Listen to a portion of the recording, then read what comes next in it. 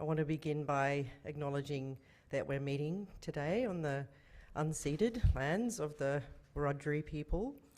And as we heard from Leslie's presidential address, the country under our feet, around us, is alive and well, perhaps not. We're going to hear a bit more about that from Erica. And I just want to acknowledge that this place where we are is a long history of knowledge sharing, of education, of collaboration, of creativity and of excellence that we can only hope to contribute to. It's my great pleasure to introduce our keynote speaker, Dr Erica Thompson from University College of London, who's going to speak to us on the topic of human priorities, machine decisions, limitations of using mathematical models for decision support. Julian and I are huge fans of Erica's work, including her book Escape from Model Land, which I think she'll probably tell us a little bit about in a moment. We thought it would be a good opportunity for our humanities colleagues and humanities adjacent colleagues at the symposium to engage with some of the really innovative and critical work coming out of the other side of the STEM-HAS divide, concerned with issues we have in common, like whose values shape the mathematical models, algorithms, and data-intensive technologies that shape the decision-making systems that are so impactful for society and for people's everyday lives. So Erica, as you'll read in her full bio, is an Associate Professor of Modelling for Decision Making at the University College London's Department of Science, Technology, Engineering and Public Policy. She's a Fellow of the London Mathematical Laboratory and a visiting Senior Fellow at the LSE Data Science Institute, and has recently published a book about the uses and limitations of mathematical models for decision making, Escape from Model Land. Now out in paperback, I believe, as of this week. Erica's interdisciplinary program of research encompasses ethical and methodological questions about the development and use of models in a range of policy-relevant contexts, including climate change, public health, and economics. Erica, I'll hand it over to you for the next 45 minutes, I believe, before taking questions on Slido and also from the floor using the roving mic. So please join me in very warmly welcoming Erica, who's coming to us from the UK, where it is 10 p.m. Hello, well, good morning, everyone. Thank you so much for the invitation, Jean, and thank you for the kind introduction. It's fantastic to be here.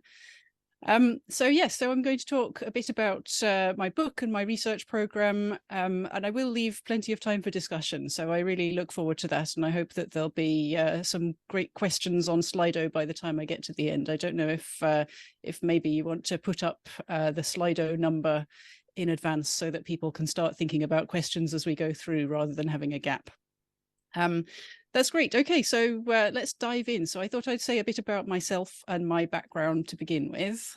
So I'm in STEEP, Science, Technology, Engineering and Public Policy, which is a very interdisciplinary department. We have people doing quite scientific stuff, but also people very much at the applied end of public policy and more abstract thinking as well. But my background is in maths and physics. Okay, so I did a PhD 15 years ago. I started a PhD on North Atlantic storms, and that PhD, the first thing I did was a literature review to look at what models, mathematical models, said would be happening to North Atlantic storms as a result of climate change.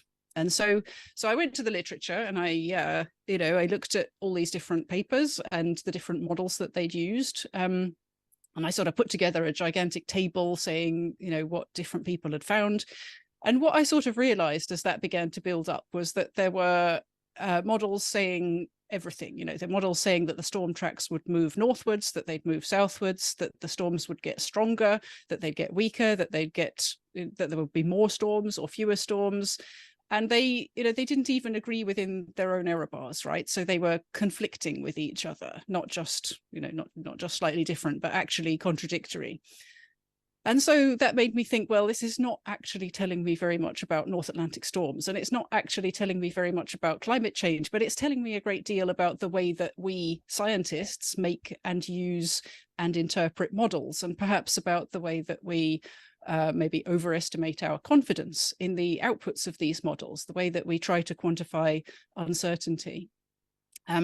And so that sort of set me off on a track of research. And what I've done since then in the last 15 years is looking at the use of models in different contexts. So starting with weather and climate, which is my sort of expertise and my background, but then also looking at how it's used, how models are used to support decision making in other contexts. So for example, humanitarian crises. If we're a humanitarian agency and we say there's a cyclone coming towards Madagascar, you've got a forecast of that, right? So you want to be able to do something before the cyclone hits rather than just waiting for it to turn up and then going in afterwards to clean up the damage. You think that you can get better value for money and save lives and prevent some damage by acting in advance.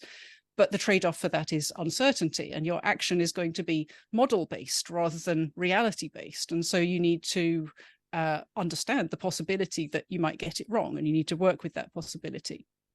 And so I've looked at these sorts of concepts in a number of areas.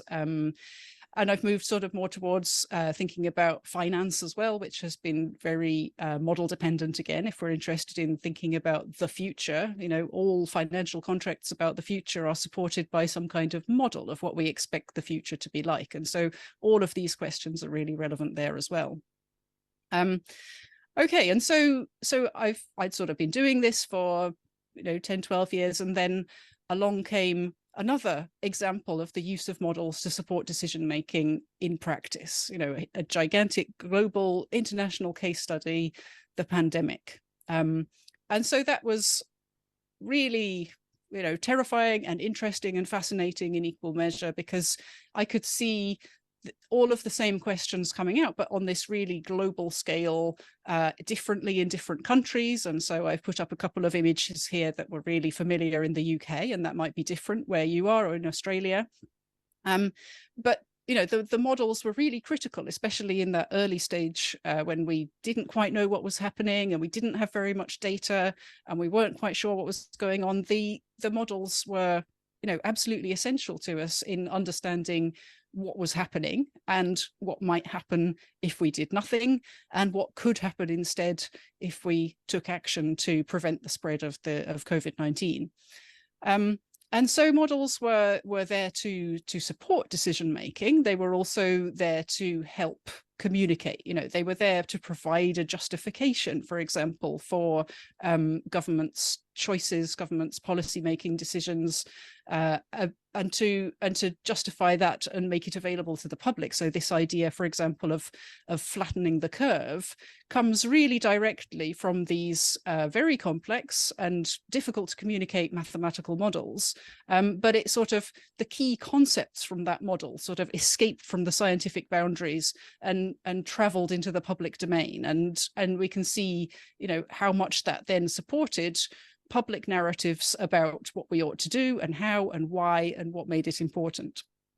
Okay, so the models are sort of existing in this much wider context. They're traveling out of a purely scientific domain and into this public domain at the nexus between science, policy making, and the general public. And and you could think of other stakeholder groups as well.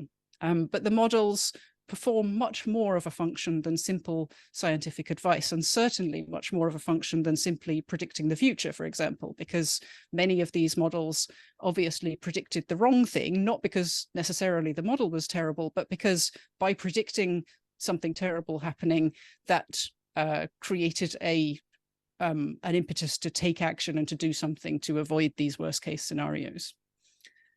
So there was all of that sort of happening. And at that point, I'd already decided that I wanted to bring everything together and write a book. And so this book, Escape from Model Land, which was published this time last year, and as Jean kindly said, is now available in paperback. The book was aimed at bringing together these really disparate experiences that I'd had across a number of decision-making domains. And so when the pandemic turned up as well, I mean, don't worry, it doesn't go on about the pandemic. There's only one chapter about COVID and decision-making. But it sort of, it just really felt like the right time to have this discussion about mathematical models, about what they can do for us, and about their limitations as well, because the public debate about the use of models in decision making, I think with climate change, and now, of course, with the pandemic, and also with financial decision making, post-financial crisis, for example, I think there's a real interest from the public, and that's something that's been backed up by the response to my book. There's a real interest from the public in understanding how these models sort of actually work, and how is it that they come to have this kind of power. So what do I mean by escaping from model land then? Well, the concept of model land is kind of where we are when we're sort of inside the model. So we have maybe a set of equations, or we have an Excel spreadsheet, or maybe we just have a flow chart about how we think things relate to each other, or maybe we even just have some kind of mental model, or maybe we have something on the back of an envelope. It doesn't have to be a big complex mathematical model to be a model. But in model land, we're sort of inside the boundaries of that model, right? We've written down everything we know, and within the model, you can say it is true that this influences that, and maybe we can be quantitative if it's a quantitative model. But nobody cares, right? You should not care what anybody's model says, unless they make a claim that it has something to do with the real world. Because nobody lives in model land, nobody dies in model land, nobody's hurt in model land. People live in the real world. And the point of making a model is to be able to take action in the real world, hopefully to do something better. And so, we can't just take mathematical models at face value as if they had anything to do with the real world until somebody decides and somebody says that they are. And so that entails quite a strong expert judgment, right, about the relationship of this mathematical model with reality where we all live. There we go. Yeah. So how do we get out of model land? Well, there are, it's probably more complicated than this, but I want to sort of stress the two ends of the spectrum. We can check against data and say, was our model any good in the past? And hope that this gives us some kind of epistemic warrant that it will be good in the future. But we don't necessarily have very much data. Maybe we only have a little bit of data, or maybe we are in a situation where the underlying conditions are somewhat changing, and so we expect that past performance is not going to be a guarantee of future success. In which case, we need to think in a more nuanced way about our models. We need to think about the model quality. We need to say, is the model based on assumptions that we have good reason to expect to continue to be true? So, I expect the laws of physics to be the same tomorrow as they are today. I expect them to be the same in Australia as they are here in the UK. And those are things that we probably all agree on. But if I say, do I expect, do I expect the transmission of a virus to be the same in Australia as it is in the UK? Well, obviously, Australia is quite a different place, and people might be doing different things and interacting in different ways. You can imagine many different ways in which they might differ, and we might not be able to take experience in one area to reflect confidence in another. And so, of course, we're never completely at either end of the spectrum. We're going to be somewhere in the middle, and we're going to need to do both. But let me start with the data. So if you take your phone out of your pocket and you look at the weather forecast, and you want to know whether to bring an umbrella or a jacket to the conference tomorrow, maybe, or you're going out somewhere, how do you understand your level of confidence that the model that's serving you up this information is adequate for informing the decision that you want to make? Well, you have firstly, I guess you say, does it come from a reputable provider? Then you might say, I've used this forecast in the past on a lot of occasions, and it did reasonably well, or it did reasonably badly, depending on what it is and what kind of decision you're trying to make.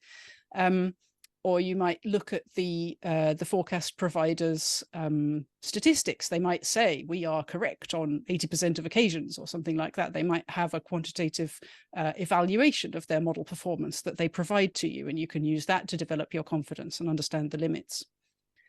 But, I think it's instructive to think about the weather forecast, because that's an example where we have actually a really clear understanding intuitively, and even as non-technical users, about the limits of the applicability of this model and of the information that we can get from it. So you know that today's forecast is pretty good. Tomorrow's forecast is probably also pretty good. The forecast for this time next week is not that good, right? You wouldn't necessarily look at it to make decisions. It might be indicative, so it's reasonable, but not great. And then the forecast for maybe 3 weeks or 6 weeks time, it's not even there. It's not even provided because it has no skill. It's not giving you more than very marginal information. And if you're a sophisticated user, like, I don't know, a natural gas trader who can make use of very marginal information, then perhaps you do go to the Met Office website and extract this sort of thing. But if you are a sort of normal day-by-day user, then you don't even look at it because it has no information that's relevant to you. And so you understand what purposes this model is adequate for and what purposes it's simply not adequate for. You understand how your confidence changes given different aspects of the model. And in this case, it's the time scale, the lead time of the forecast. But in many other situations, we don't really have a clear understanding of when the model is good and when the model might be terrible or even actively misleading. So how can we do that? We can go to the data. So, I'm a physical scientist. If I'm given some data, I will draw it and plot it and draw some lines through it. That's what we do. So say we have this set of data and we draw a line through it. So I've drawn just these very sketchy crosses here. So that's our data. We draw a line through it. You can go to Excel, say, plot a line through them and say there's some relationship right between the X and the Y axis. And so the crosses are our data and the line is our model, which says what we sort of think the abstract relationship is between these data. But we could draw many different functional forms for that model, right? We can draw a line if we think it's a line, but then I might say, oh, well, it tips up at both ends, so I'm going to draw a curve through it instead. Does that matter? Well, so what I want to say is that when we're sort of inside this white box, what we're doing is interpolation. So it doesn't actually really matter whether I decide to fit a line or a curve here, because they're kind of basically getting the same answer. There'll be some uncertainty on there. And all right, you could draw a sketch with carefully chosen variables to make this not work. But let's say that in general, when we are within the range of previously observed data, it doesn't actually matter hugely what functional form we're going to fit, because we're always going to be pinned back to that data, right? But when we go outside the range of the data, it matters a very great deal. So when we go into extrapolation rather than interpolation, and we're going beyond the realm of the data that we've previously experienced, then it matters hugely what functional form we chose. And that's what assumptions we made about the relationship between these, the x-axis and the y-axis, these two kinds of, these two variables. So when we're sort of in the middle there, what we are doing is data-driven modeling. When we go outside at the tails, we're doing assumption-driven modeling. And so I want to argue that this makes a very great difference to how we should think about our model, the degree to which we should trust our model, and the role of the human in the process. So that's how we link back to the themes of this conference, is thinking about the expert judgment that's required at these two ends, where it's not so much required in the middle and not so important. Okay.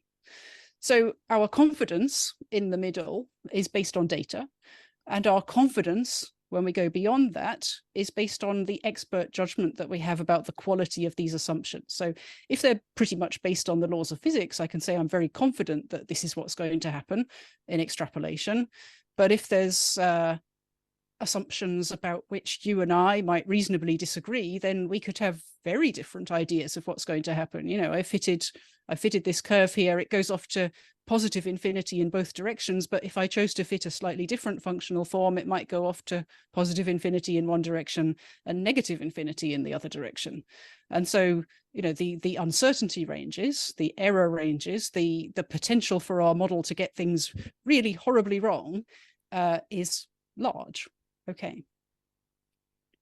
So just thinking about some examples then of when we are in this data-driven regime and when we move into the assumption-driven regime, the kind of things that I think fall into the data-driven regime, I mean, like I said, things that are very physical. So for example, if I have a basketball and I throw it, it has some trajectory and I can in principle kind of measure that and compensate for air resistance or whatever. Things like transport scheduling, anything that's sort of based on a lot of data where the underlying conditions are not changing. So maybe online marketing. And these sort of work, right? You know, this we can just do and it's good and you fit your line through the data and then you use it and it's genuinely helpful. And this is what much of science is based on, right? The fact that actually the future is like the past and it works and it's good and we can make assumptions and they continue to be justified. But then I want to contrast that with assumption-driven forecasting. So if we are in a situation where we're trying to predict forward into a more radically unknown future. So the climate, for example, you know, I've said that weather forecasting is pretty data-driven on the short time scales, but once we move to longer time scales, you know, actually we understand that the Earth system is changing under our feet and that the climate of 2050 is not at all like the climate of 1950. And the measurements that we have from the last 100 years, while they are useful for calibrating our models, they're not necessarily, if we have a model that is really good at the last 100 years, it won't necessarily be great for the next 100 years because things are different.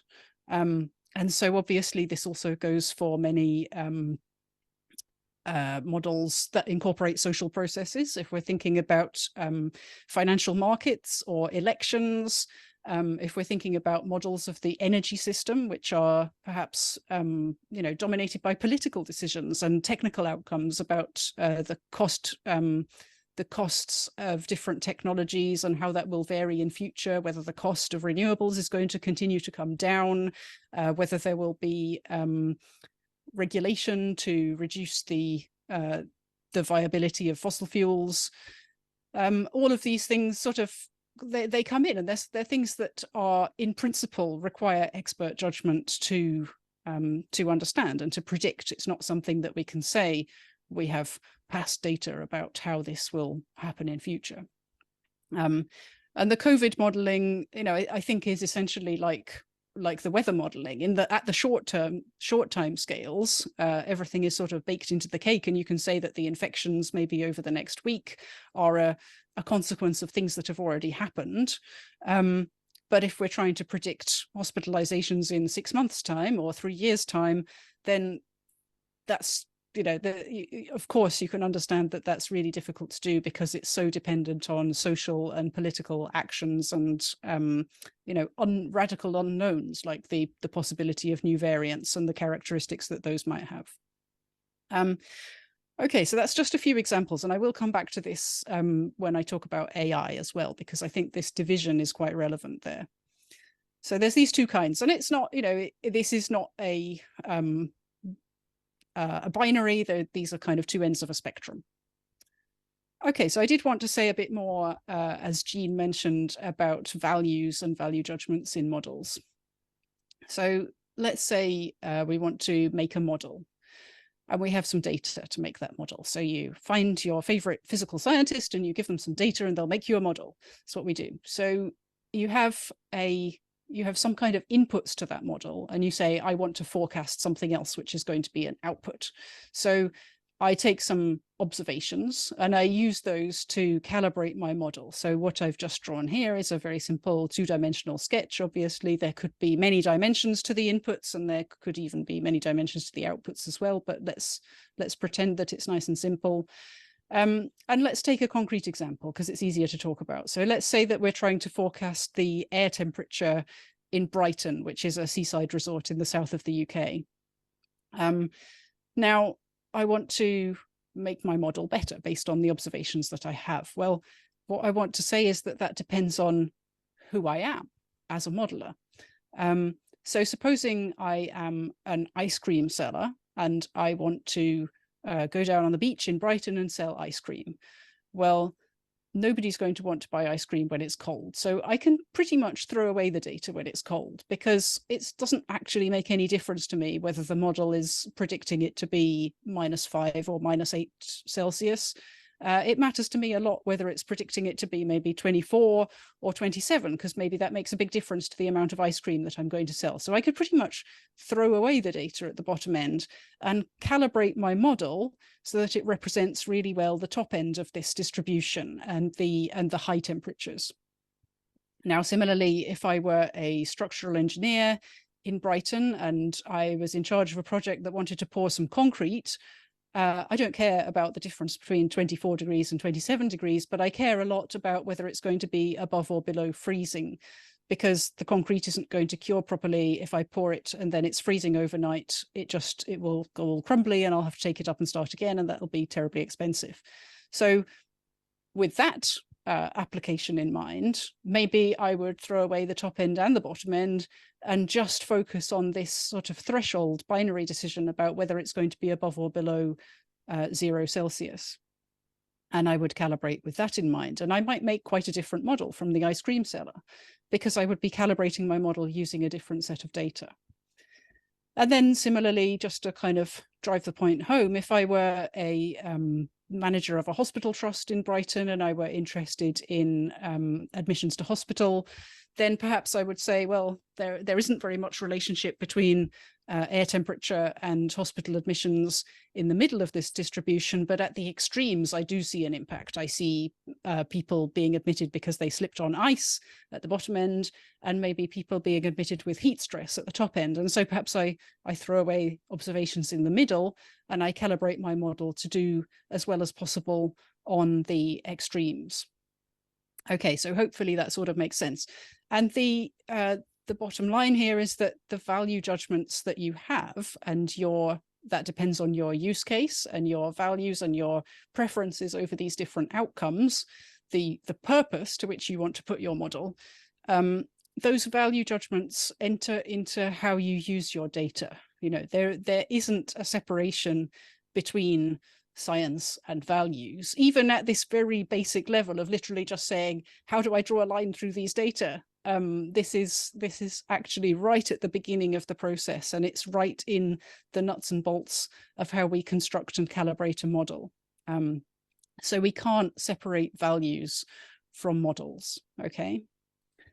And so I wanted to give a couple more examples, so more real world examples. So here's a graph that probably is familiar to many. This is the Imperial College model of the pandemic from back in March 2020, when, as I said, there was very little data about what was happening, but there was a clear understanding that a crisis was developing and something needed to be done. And so this model that was provided by the Imperial College Epidemiology Group is relatively simple. Like, it's simple in concept, although the way that it's implemented is quite complex. But how could we think about the kinds of values that are present in that sort of model? Well, there are, there are judgments. Whose judgment is being represented here? Who's sort of decided what we're going to plot on this graph? What is it that's important? So, there were discussions, of course, about the effects on populations, the number of people that would get ill and the number of people that would potentially die from this disease. And what's plotted here is the critical care beds rather than the rather than those numbers, because that was something that was particularly politically salient in terms of decision making for politicians in the UK. So who sort of decides? Well, the model is sort of existing, as I said, in this nexus between scientific or technical experts, policymakers who want to interact with that information and understand it and understand their options and ask about the outcomes if they were to make different kinds of interventions, and the general public, who are, obviously have a right to understand what the decision is that's being made and on what basis that decision has been made, and to understand what the information that's been taken to support this decision is and where it's come from. So, we have choices to make here about what kinds of policy interventions are represented, and the things that make it onto a graph like this are things that then become part of the discussion, and things that don't make it on to that graph are things that are not part of the discussion. And of course, that's quite natural, and that's a good thing. The values are in models, and they should be in models, and they can't be taken out of models. So, for example, this was based on a model of pandemic flu, and the group also were involved with things like the foot and mouth outbreak in the UK in the 90s. And what happened there, of course, was that was an animal disease rather than a human disease. And one of the interventions that took place there was to cull animals around infections. And of course, that's obviously a completely ridiculous strategy to suggest for a human disease. And so it's quite right that that wasn't represented here. But you can see, immediately that there are these things impinging on the modeling process, that it's not purely scientific, it's informed by value judgments, some that we would all share and some that we wouldn't necessarily all share. And so those questions about how do we represent, what do we represent, and how do we choose to to sort of move through this modeling discussion process, which is very iterative, right? It's a question of the modelers say, here's my model, it does this, it can represent that, and then the policymaker comes back and says, oh, well, actually, can you tell me about what would happen if we did this, or what would happen if we did that? And then the modeler can go away and tweak their model a bit and come back to represent these things. But all of this is informed by political reality, as well as by physical reality, and by value judgments, as well as by sort of technical and physical constraints. Okay, and then the question of what's not in the model. So we had this model, which was incredibly valuable and helpful for decision making in the early days of the pandemic. But we didn't have a model, for example, of the economic impacts of lockdowns, and we didn't have a model of the impact of lost education, and we didn't have a model about mental health for children, of the impacts of not going to school.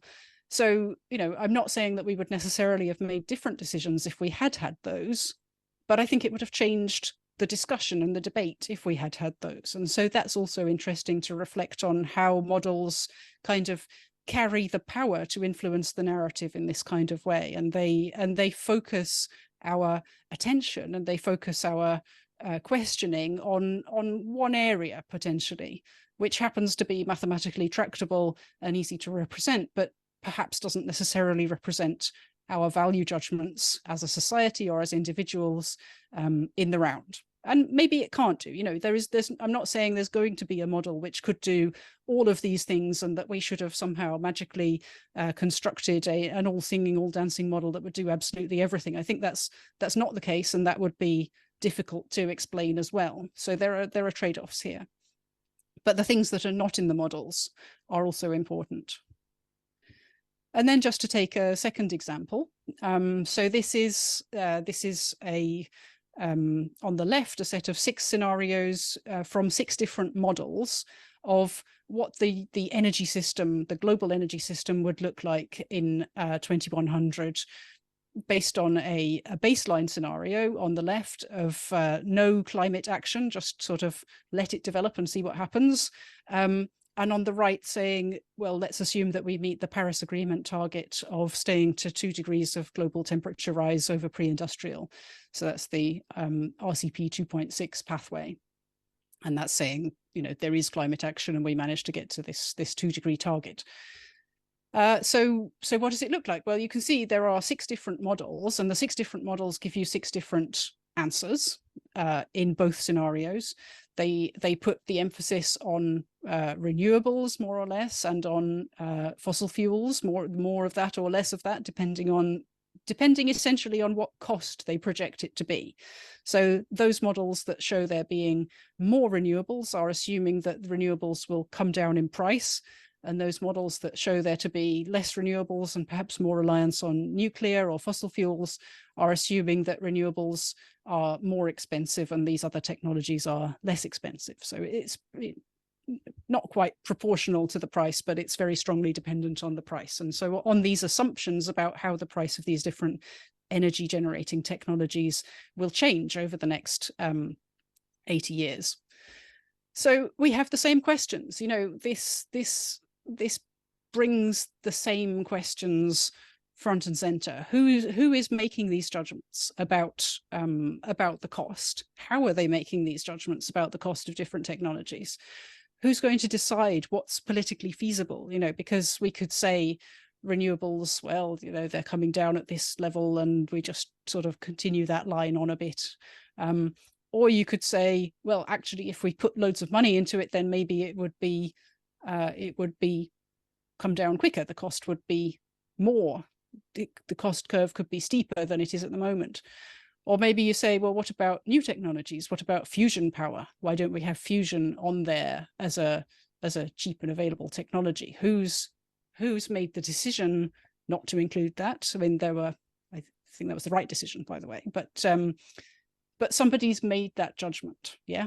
And the same then goes for questions about demand reduction, for example. So in a scenario where we say there's going to be this change in demand, and basically we just need to meet that demand with our energy system, essentially what that is saying is that the cost of behavior change is infinite. Because if we had a sort of nominal value in dollars per ton of carbon dioxide avoided for behavior change, we could kind of plot it on the same graph, right? We could put it into the same model as if it was an energy generating technology.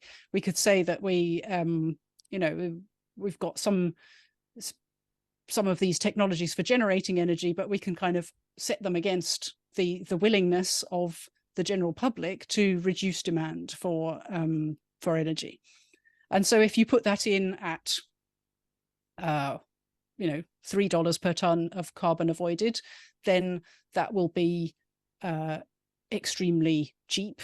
And so the model will do lots of that. And if you put it in at $200 per ton of carbon avoided, quite expensive compared to these other technologies. And so there won't be very much of it at all.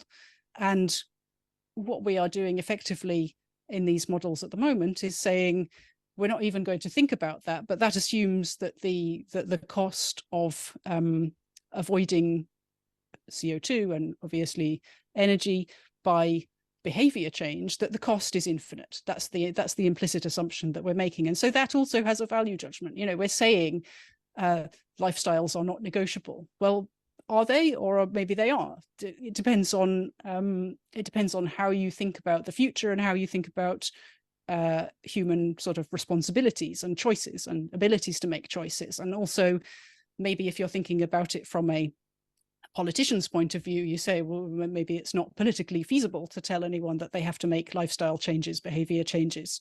And so you shy away from that. But when we start representing it in the models, it looks like somebody has predicted objectively that can't happen. And so then it you know, you're sort of feeding back on your own assumptions again, in a way. You're making an assumption and then seeing it reflected back at you in this very concrete, sort of nicely visual format.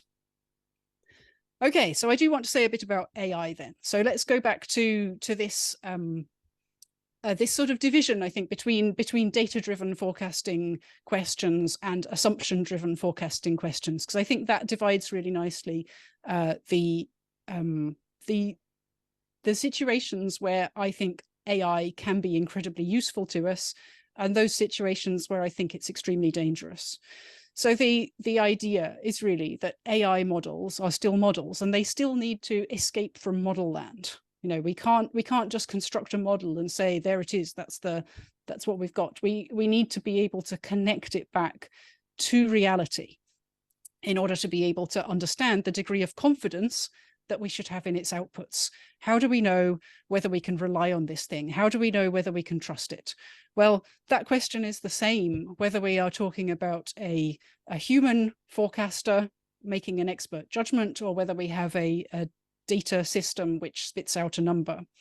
So I think, you know, going back to the remarks that I made earlier, I think that in that data-driven regime, AI can be fantastic. It can be extremely useful, and it can really, really help us. It can do things quicker. It can do things better. It can spot relationships that maybe we didn't spot. It can add value. But what I want to sort of caution about is the performance, the potential performance of AI in this assumption-driven regime. And so I've already talked about the kinds of things that fit into each of these categories. And many of these large-scale, forward-looking decision questions are essentially assumption-driven, and they anything with a social context and a social kind of component within the model is going to fall into that category in particular. And so that's where we need to be really careful, because the AI that can fit a curve extremely well and efficiently and quickly in the data-driven regime can also just project that curve out to infinity on either side. And how do we know whether it's any good or not? We have to make a judgment from outside of model land. Some human has to be in the loop to be able to do that. We can't just trust it. So maybe just briefly to say, I mean, for example, ChatGPT, well, it operates in both of these regimes, right? So there are things that it's really good at. It can tell you the answer when the data are contained in the training set. It can fit that curve. It can look at all of the things that people have said in the past, and it can say, you know, yes, that's the height of Mount Everest, or that's the number of people that live in Australia, or whatever. It can do it. What it can't do is go beyond. It can't. If it projects out, and if we try to ask it a question that is, you know, about something where there is disagreement, or about something where people simply don't know because something that hasn't happened yet, then it will make up an answer. It will come up with something that sounds kind of plausible. And so, you know, it is good at just responding whatever kind of question you ask it. It's good, you know, I would sort of slightly tongue-in-cheek say it's very good at mansplaining. It's very good at bullshit. It's very good at telling you an answer and making up something that sounds plausible, even when it has absolutely no idea. Doesn't understand when to stop, and it's not transparent about the values that these answers and its outputs are based on. It won't admit ignorance. So I want to sort of, in a slightly tongue-in-cheek way, say, does this remind you of anyone? If models contain values, what models do our values contain? Well, the behavior of that model kind of embodies kinds of values. So whose models do our AI models contain? And is it a coincidence that they kind of inherit the values of the sorts of people that are involved in creating and generating these models? You know, the sort of tech bro kind of, you know, the stereotype. And yes, it's a stereotype, but what are the values that are kind of embodied by that stereotype? And are we then at risk of those being the values that our AI models are also embodying?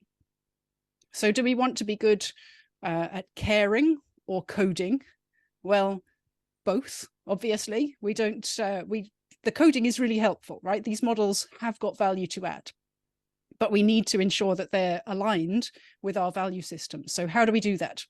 Well, I think my sort of optimistic message, if you like, is that because models are not just there to represent or to predict. They're there to, at this interface again, that they change the way that we think and therefore they change the world, and therefore that as constructors of models, we have a responsibility to think very carefully about how we're doing that and why, and that we're being representative. So the good news is that we get to choose how we construct models. We aren't just left with a bunch of models that have sort of dropped down from on high. These are human constructed objects. And if we want to construct a future that aligns with our values, then we need to construct models that also align with our values. So the bad news, just in small print at the bottom there, is that this is really hard.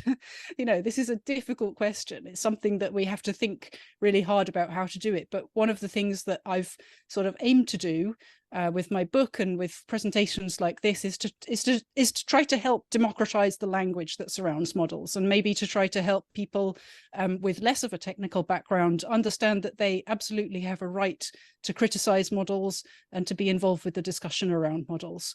So I'll stop there and welcome questions. Thank you very much.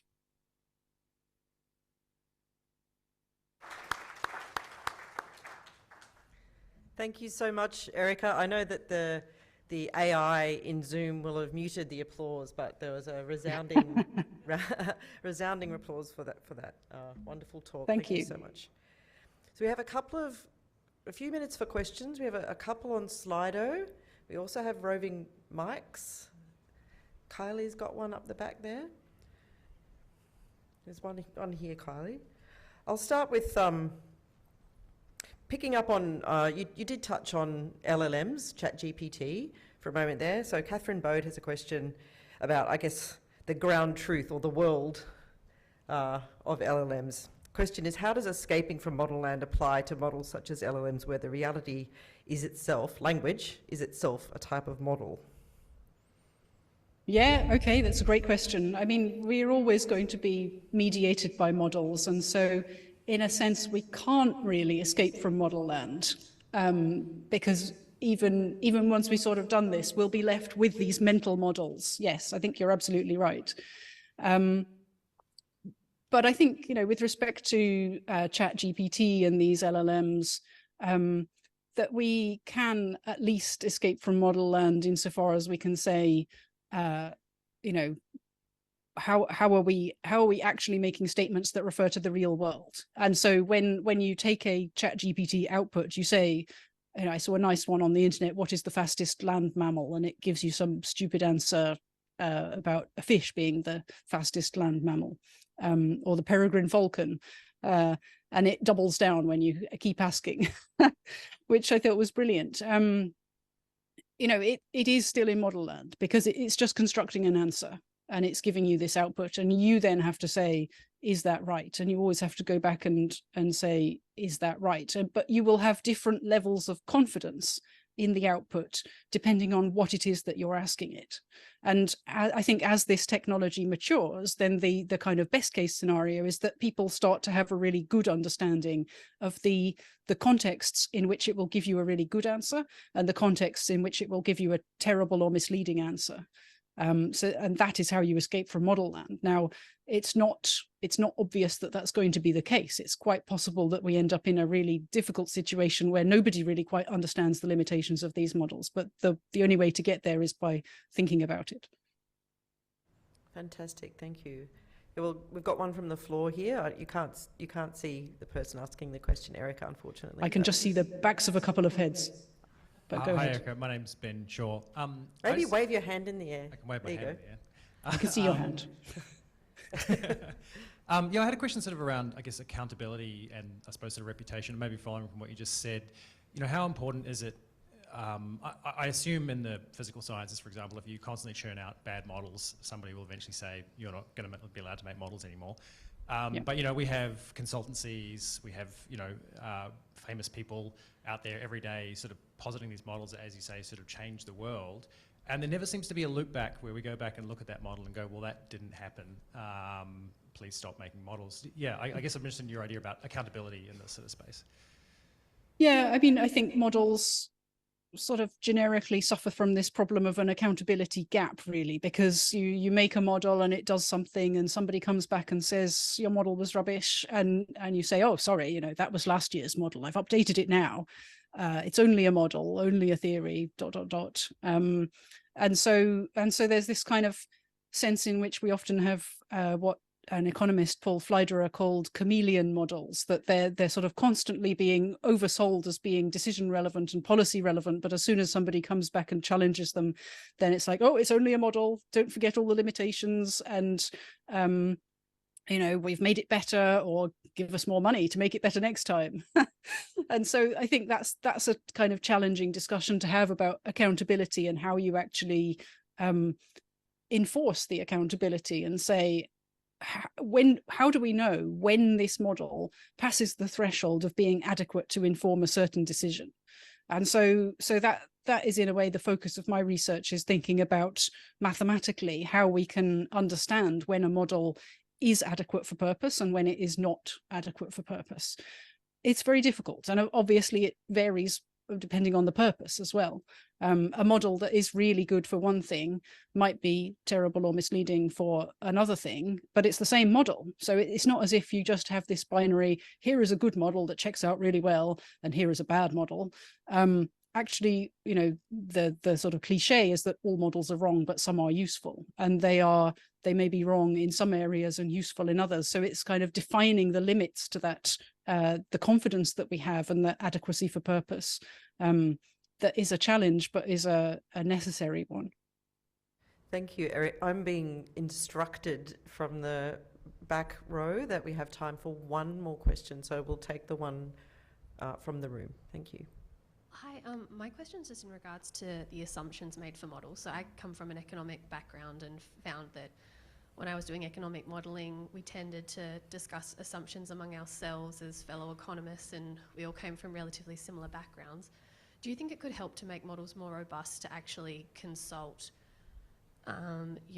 different academies or people with different views on these assumptions moving forward? And can you maybe suggest ideas on how we could help to make our models more robust in this way? Yeah, 100%. I mean, that's a great question. And if I was giving this talk to a more mathematical audience, I would have showed a couple of slides about the maths of interpreting models. And where I would have gone with that would be to conclude essentially that we need diversity of models.